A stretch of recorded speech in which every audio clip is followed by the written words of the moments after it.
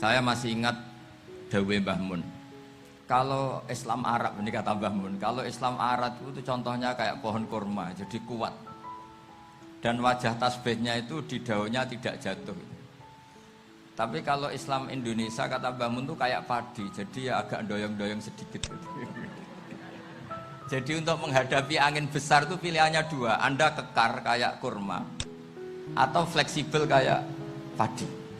Jadi ya doyong-doyong sidik gitu. Ada koruptor sowan, salam templeknya ya diterima gitu.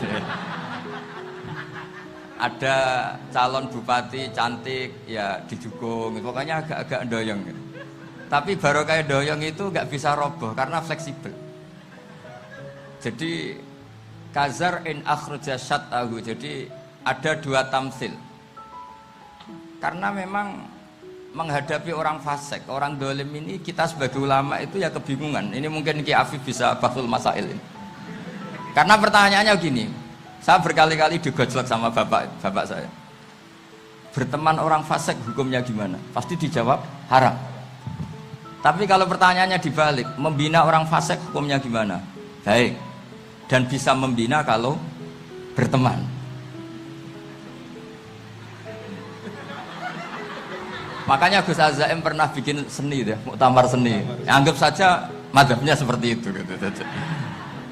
Jadi ya agak doyong-doyong sedikit.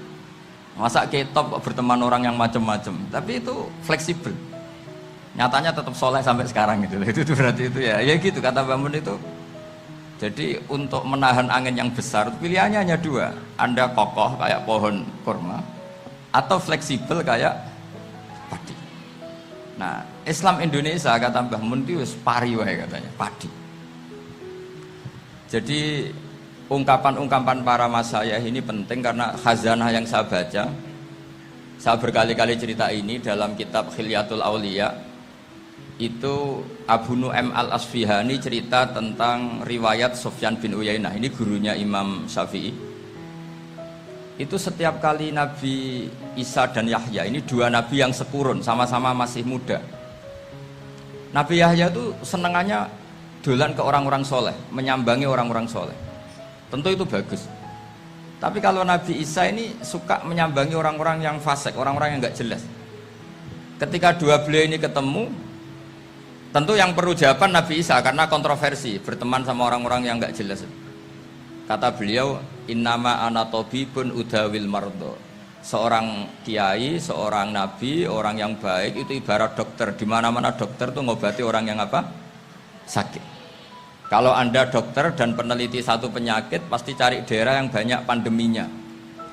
Masa neliti pandemi di orang-orang yang apa? Sehat. Jadi ini juga perlu dibahsul masailkan. Karena tadi dibolak-balik itu. Bina orang berteman orang fasik hukumnya haram karena wa in kana dasarin fajannibhu sur'atan. Tapi kalau bina orang fasik hukumnya baik. Bisa bina kalau berteman. Jadi fikih itu ya karena dibolak-balik.